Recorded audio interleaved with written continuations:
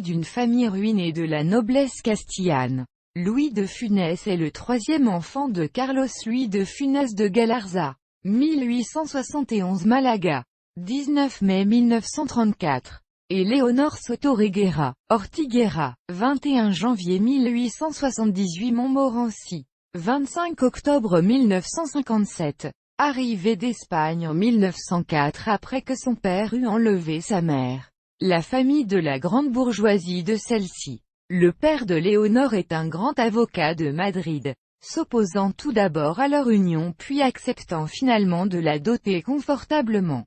Ses deux aînés sont Maria Theolinda Léonor Margarita, née à Courbevoie le 20 juillet 1907 et morte à Paris le 28 octobre 1993. Mariée en secondes noces avec le réalisateur François Agir, et Charles Carlos Theolindo Ravière, né à Courbevoie le 12 septembre 1908 et mort pour la France, à Rethel le 20 mai 1940. Soldat au 152e régiment d'infanterie, fauché par une mitrailleuse allemande. Personnage un peu fantasque, son père, qui ne peut plus exercer sa profession d'avocat depuis son installation en France, s'improvise diamantaire avant de partir plusieurs années au Venezuela, dans l'espoir de faire prospérer ses affaires, d'où il revient rongé par la tuberculose avant de mourir seul en Espagne en 1934. Sa mère, en revanche, est le premier professeur de comédie de Louis.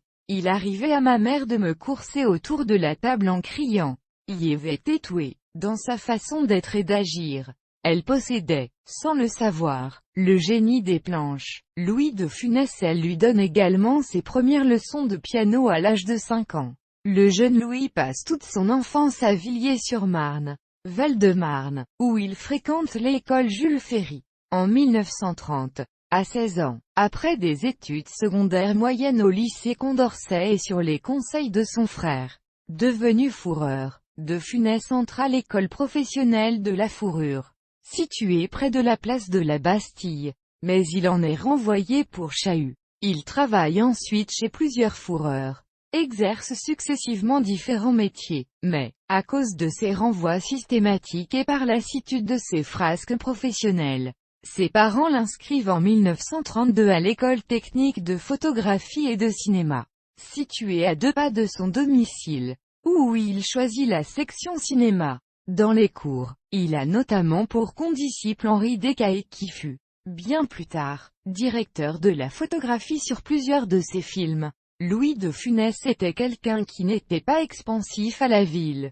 Chaque fois que nous nous rencontrions pour un nouveau film, il me redisait quelques formules chimiques apprises à l'ETPC 20 ou 30 ans auparavant, en 1933, dont ce nom de produit qui le faisait hurler de rire.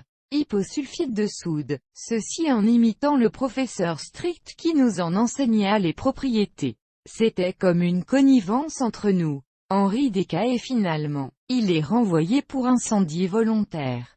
Commence alors un cycle de période de chômage et d'emploi d'où il finit toujours par se faire renvoyer, après avoir abandonné ses études secondaires. Mon père avait exercé toutes sortes de petits métiers.